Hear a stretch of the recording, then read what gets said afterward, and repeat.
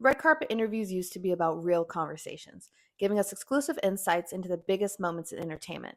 From the dazzling gowns to behind-the-scenes stories, trained journalists knew how to ask the right questions and bring the audience into Hollywood's biggest nights. But fast forward to today, and red carpet coverage looks a little different.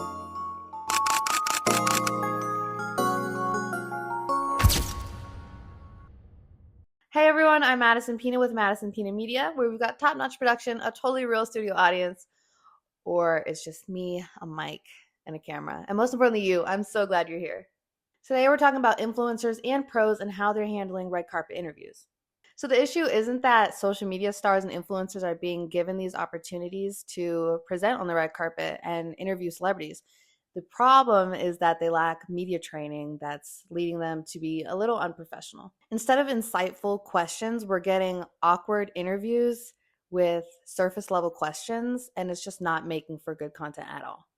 And honestly, it's not just influencers. Some established entertainment journalists are also dropping the ball, which is making us wonder what is going on the red carpet. So with the right training, can influencers be the future of red carpet reporting, or should we leave it to the professionals? Let's talk about it. So it's hard to say when the first influencer was invited on the red carpet. Some argue that influencers have been taken over since the 2010s. But even before that, there were moments when internet personalities got mainstream media access. Brands and networks want engagement, and influencers bring that. But engagement doesn't always mean professionalism. So let's first talk about the situation with Meg Thee Stallion at the Vanity Fair Oscars after party. This one's a mess. This is Hannah Berner and Paige Desorbo. They were featured on the Bravo show Summer House. The show, which has been around since 2017, follows 9 friends as they navigate their lives and drama, romance, all of the above in the Hamptons. So Hannah left after season 5 and Paige remains on the show. Hannah then went on to have a Netflix comedy special called We Ride It Dawn. The two went on to create the Giggly Squad podcast, which has a book that is set to release next month.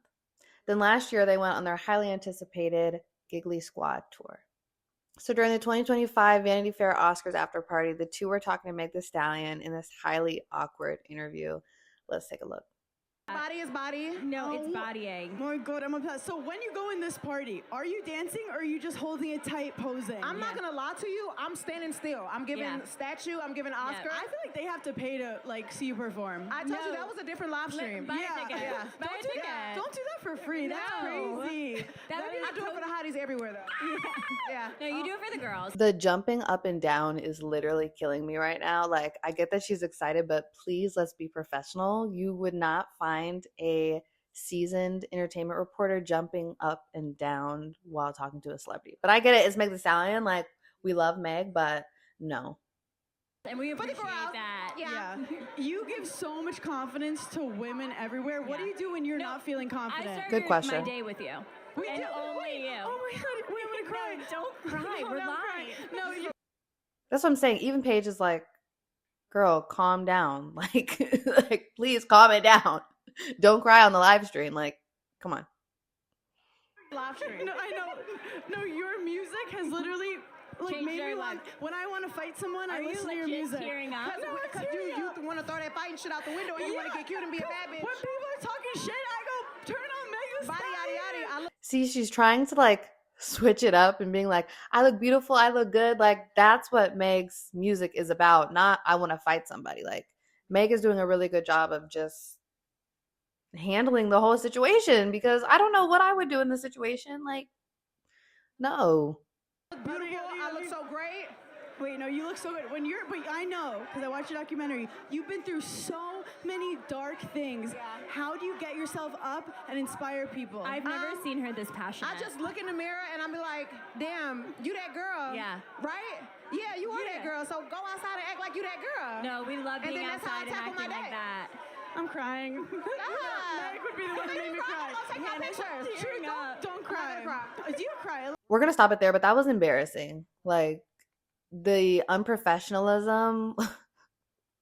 I'm sorry, it just makes me laugh because why are you jumping up and down? The questions actually weren't bad. Like, I'm really not mad at the questions, but the one that obviously stood out and the one that people are talking about is, I listen to your music when I want to fight people. Meg's music has never been about fighting people. That's not what she stands for. She's more like, I'm empowered, I look good, like I get this money, I work on, I don't know, like she posts her workout videos and like she's gonna get the girls right. Like fit body, pockets big, not fighting people. Especially because she was a victim with Tory Lanez. She's not talking about fighting people. So let's take a look at what people had to say on TikTok because people were not happy with this. There's a video going viral right now of these two white influencers interviewing Megan Thee Stallion at the Vanity Fair Oscars after party, which is like a very prestigious, very A-list party. And they obviously disrespected her and made her feel weird. And I want to offer my perspective as an influencer who has done carpet interviews and seeks to do more, but also went to journalism school and did broadcast training. I think it's great that influencers get to be correspondents at these huge events, and I think that some influencers are excellent at it. But one thing I've noticed about white creators in particular, and white creators, don't take this as a dig, okay? I'm just being real. Especially comedy creators, they lack couth and they lack the decisiveness to know, okay, this is how I should act in this room versus this is how I should act in that room. I guess as Black people, we learn that in code switching. I'm not saying I want influencers to lose opportunities, okay? Every opportunity I've gotten is because I'm an influencer, not because I went to journalism school, not because I did broadcast training, because I picked up this phone and started recording. My career is so different because I built a following on TikTok. Isn't that interesting? When she like that just makes you think because I have a journalism degree and I do feel like, well, I feel like for me, if I get opportunities, it's like through networking, but same, like it's about picking up the camera. Like, what do you think I'm doing now? Like building these opportunities for myself because influencers are the ones getting these opportunities. And influencer can be used broadly too as someone who records, someone who posts on TikTok, Instagram, YouTube, Facebook, whatever. I'm just saying a lot of these opportunities are coming from social media. So get that channel up. If you needed a sign, post that video, post that content.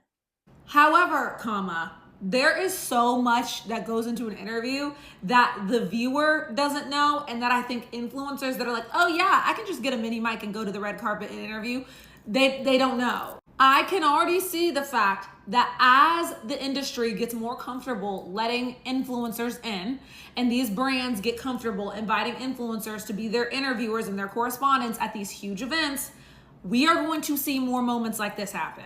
Before I interview anyone, like this was before I did a panel at Harvard, and this is my research doc. Okay, pages and pages of questions, excerpts about every single woman. I walked up to every single woman that would be in the panel that I was moderating and asked how to pronounce their name and last name. My broadcast coach taught me to watch pretty much every single interview I can find of my interview subject before I interview them so I can see the cadence and how they speak, what they get comfortable being asked, what they get uncomfortable being asked. And just off the top of my head, with my pop culture knowledge, I'm not even planning on interviewing Megan Thee Stallion anytime soon. I would think, okay, don't mention anything about violence. Shouldn't even come up. This is a woman who was in a high profile case about being shot. Like, obviously, I'm not going to bring up any sort of violence, fighting, beating, like any of that around her. There are spaces for influencers and there are spaces for journalists. Now, if you are a journalist, I want to say, please get into social media. Get your social media bag up because that's how you're going to get into these rooms. How much training and education you have does not matter anymore. And to the influencers, go get broadcast coaching, okay? Go get a journalism degree. Go study interviewing if you want to interview because you're going to embarrass yourself, like dead ass. So yeah, it's very frustrating to see that journalists aren't getting all these opportunities because they would rather have influencers and then things like that happen, because I know that Vanity Fair did not think that they were going to hire two people that were going to cause controversy. That's obviously not the point. They thought, okay, a comedian, a Bravo star, you know, it's going to go well. And it did not go well. It really, that overshadowed the other question that she asked. And honestly, the questions, while they were good, they weren't, I don't think that they were newsworthy. They aren't going to be really featured anywhere. So yeah, I think that both Hannah and Paige can definitely do better. Paige seemed a little bit more prepared, and then Hannah seemed completely over the top. Just, I'm so excited and I want to, I don't know. Like, it all is just so much because what are you actually saying? I feel like in these interviews, there's always someone who's more prepared and then someone who kind of drops the ball. When there's two people, it's become hard for both of them to stand on their 2 feet, which is ridiculous because are we not qualified on the red carpet? Why are we there? Like, just because you make content doesn't mean you're automatically qualified to be on the red carpet. This is a skill. This is something I went to school for. This is something people go to school for. This is something that there are whole degrees that cost hundreds of thousands of dollars to learn. You might have the natural talent to speak to people or, to interview, but even if you have that natural ability, there's still training involved. And I don't think Paige and Hannah had that training, because if they did, I don't think that they would have asked those questions. So as someone who is a journalist and also has an online presence and has done some red carpets, I want to talk about the interview between Hannah Berner and Meg Thee Stallion. I know a lot of people have burned this topic to the ground, but I also want to give some insight and behind the scenes on what it really takes to be an interviewer on a red carpet. I also want to say, I don't think the issue is that we shouldn't have influencers on a red carpet. I don't think there's anything wrong with that at all. I just think that there needs to be training involved and there needs to be preparation involved. Now, whenever you have the opportunity to get on a red carpet, typically a couple of days or at the very least the day before, you will get a list of names of people that you can interview.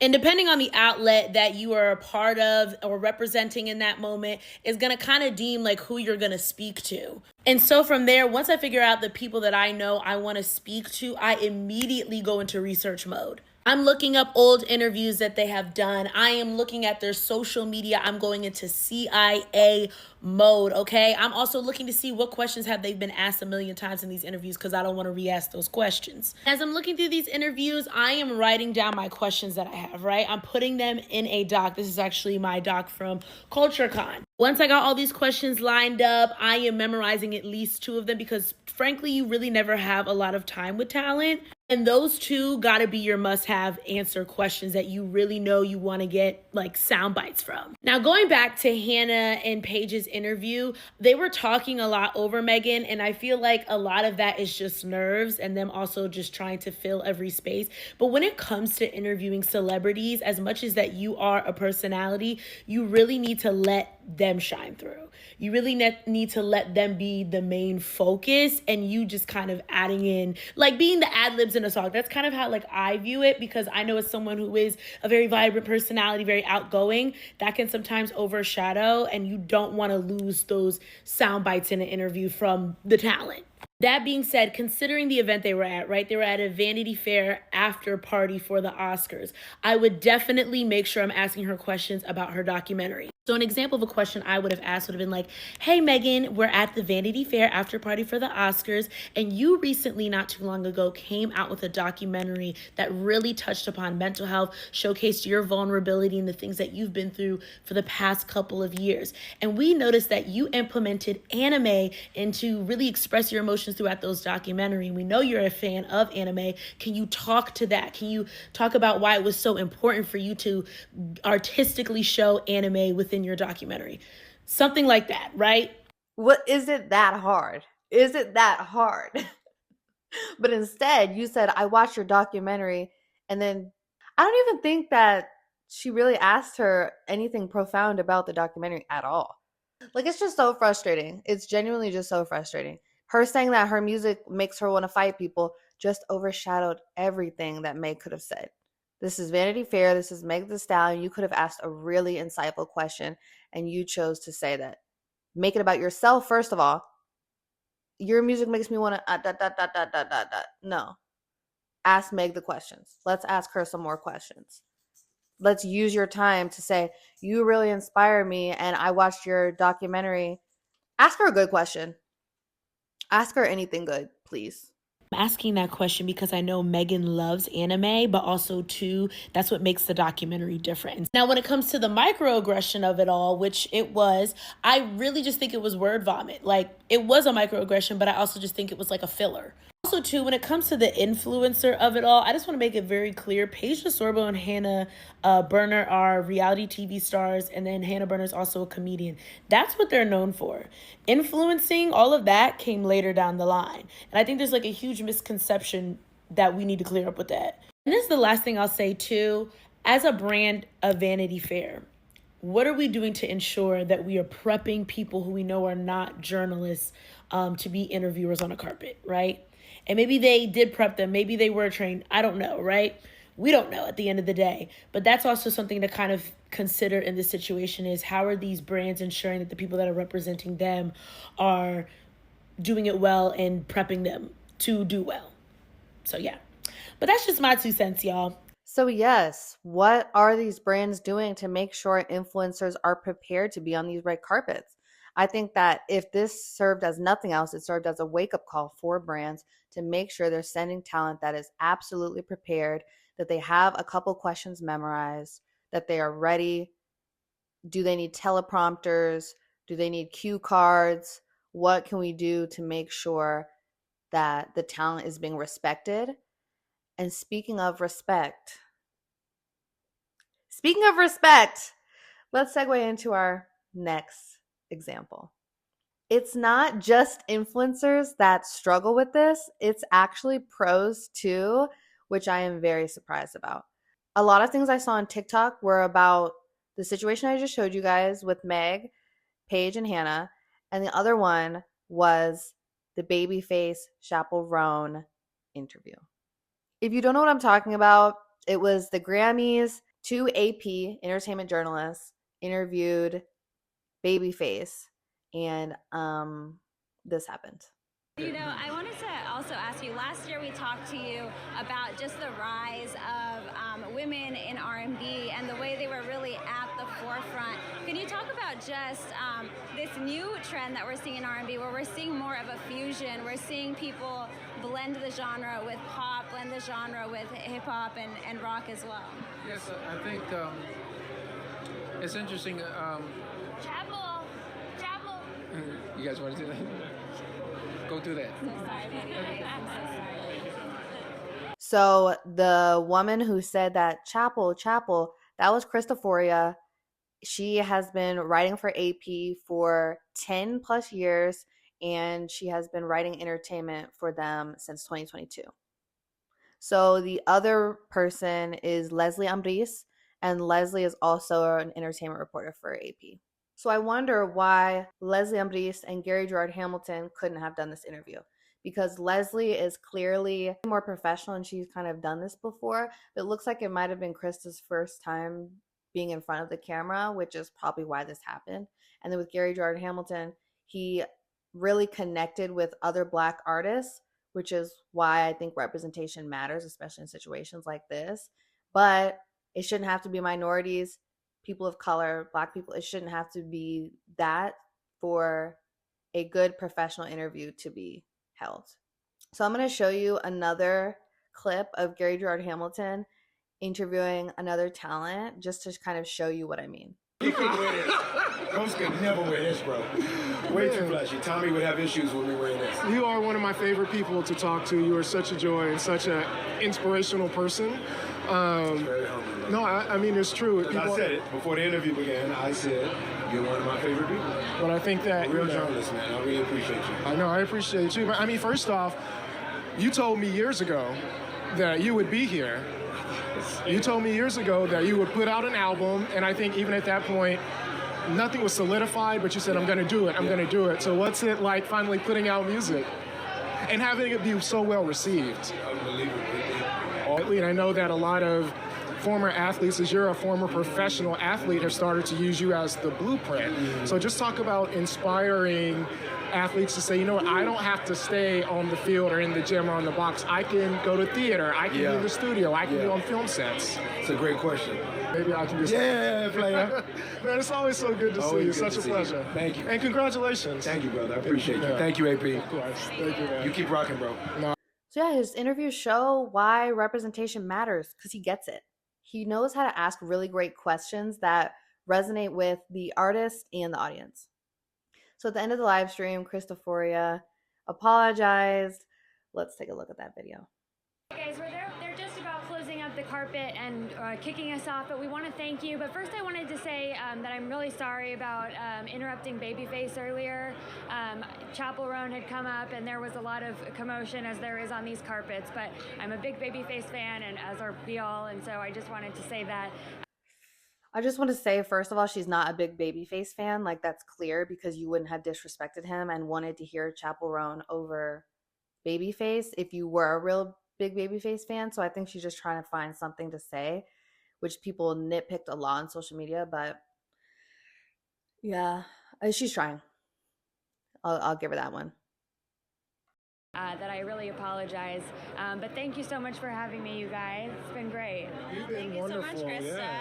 It's been great having you on here. And you know, one thing. Oh, as I pull the mic up, as I was So going to say, excited, on Leslie. these carpets, wild things sometimes happen that are out of our control. We've got, you know, directors in our ears telling us to wrap it up. Oftentimes we want to continue those conversations. I really still want to hear Babyface's answer about women in R&B progressing. You know, we talked to him last year about it, and he had beautiful responses to it. Oh my gosh, the fact that she's only talking to Gary is kind of killing me right now. It's actually like embarrassing. She's not even talking to Krista at all. Oh my gosh. Oh my gosh. Looking forward to interviewing him in the future. He is also, again, one of my favorites. Created a lot of great music for some of my favorite artists as well. A true legend. It's unfortunate that I was involved. Oh my gosh! I can't believe she said that. I'm very happy that he stopped to talk to us in the first place. And also, you know, and it was unfortunate, but also these things happen. A lot of times we're not having live shows, so, you know, I don't want to say it's infrequent, but it does happen sometimes. And there's so much craziness on the carpet that sometimes, you know, things happen. But we love Babyface, we love Krista, we love our little trio that we've had today, and we've loved talking to you guys. It's been one of my most fun times of the year, and so I'm thankful to be here another year. Thank you all so much. This was fun, and thank you for joining us on that chat. Go ahead and let's hit it off to fashion and end the night on this nice, beautiful, strong note. Was that not so embarrassing? Like, that actually, oh my gosh.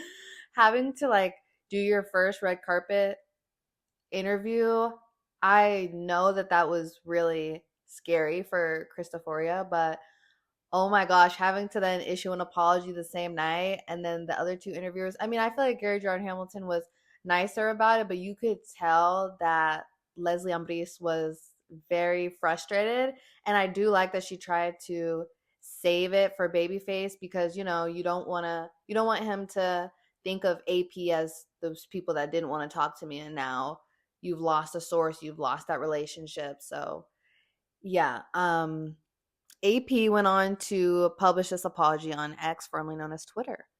They said, "We're deeply sorry for cutting our interview with Babyface short on our YouTube live stream of the Grammys red carpet. We have apologized to him through his representative and to our viewers on the live stream." Yeah. So super, super embarrassing. And a lot of people said on social media, you didn't cut the interview off. You completely like interrupted him. And yeah, what are they supposed to say though? We're sorry for completely cutting Babyface off and instead wanting to interview Chappell Roan. Like, you know, you can't win. It's a lose-lose situation for everyone. So very embarrassing. So a lot of people had a lot on social media to say. Let's take a look. AP News. I don't know who those women were. I don't know where you all found them, but they need to go. That was completely unacceptable. It was completely distasteful. It was completely disgusting.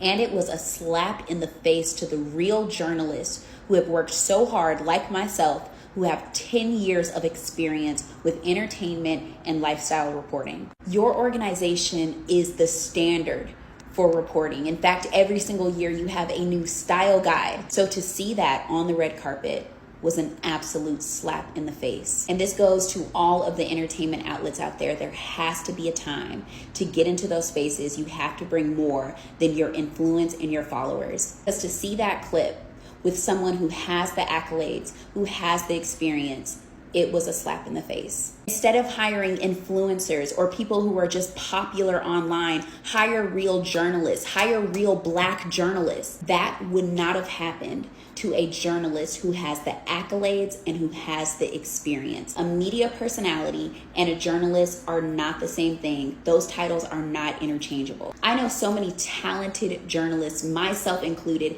that would have loved the opportunity to interview Babyface on that red carpet, but instead we're getting passed over for people like that. So yeah, again, a lot of people did put it into the conversation, same as I'm doing as influencers on the red carpet. It's just that when people are unprepared, it leads for bad moments like that and just embarrassing moments that you wish you could erase. He wrote a huge hit that only had 3 words: shoot, shoot, shooby-doo. There's an art to getting a big celebrity while you're talking to another celebrity. Like, you gotta be like Seacrest, like Ryan Seacrest, and say something like, hey, Chappell Roan, would you like to meet Babyface? Come on over here. Babyface, Chappell Roan, Babyface. And now you got a moment because you have Chappell and Babyface together. And then you can take credit if they do a collaboration. You be like, I'm the one that got them together. So I think this is a teachable lesson for this reporter. I bet she's never gonna do this one again, because that one was so bad. And the way social media handled her, she will never do that again. I know, oh my. I can't stop laughing. It's so bad that I just cringe. And I do feel bad. Like Christophoria, she has her comments off now. It's a complete mess. But I will say, I love what she said about introducing them together. Hey, Babyface, meet Chappell Roan. Like doing something where you can get both of them together so that you're not missing out on that interview. And then maybe Babyface would be like, okay, thank you. And then you can just interview Chappell Roan. Like you have to use your brain. I don't know what else. I don't know how else I can say it. Like you have to really think about these things to be creative in ways where you can get both those interviews. I just think that's something like maybe Krista hasn't watched enough interviews. Maybe she's just used to writing. So in college, I went to the White House to report on the March on Washington. And when I was there, I talked to a news producer and he said that they were getting a lot of journalists to go from print to digital to multimedia to in front of the camera. So I understand that this is probably something AP wanted to do, and they wanted to avoid a moment like this by going with seasoned journalists. I mean, Krista has been writing for AP for 10 years, doing entertainment for 2 to 3 years. She's not new to this, but what she is new to is probably being in front of the camera. And it's almost that balance of you want someone who's good in front of the camera, but you want someone who can write an interview. So I mean, it's a learning curve, and it sucks that it had to happen at the Grammys. Maybe they should have used a smaller event or something like that to kind of get her feet wet. I'm not sure. I haven't heard from Christophoria about this situation. I don't think she's publicly said anything, but, it's definitely a learning moment. So we're going to watch one more video. As someone who does red carpet correspondency, that Babyface interview moment was not only incredibly disrespectful, but it showed a lack of journalistic integrity that is missing from a lot of reporters today. You can go to school, you can learn how to be a journalist, but it doesn't mean that you're actually going to be someone who resonates with the person that you're interviewing or understand the audience that is then watching the content. Because I see people of all races going to war in Babyface's comments right now. Like, this isn't, oh, he's a Black artist and he disrespected Black people. No, it's about understanding that you're in an interview with admittedly a legend, and you're going to cut off the interview to go talk to a viral pop star who's the moment right now. This also speaks to the way that the news cycle works, where these reporters didn't care that they were talking to, again, a living legend.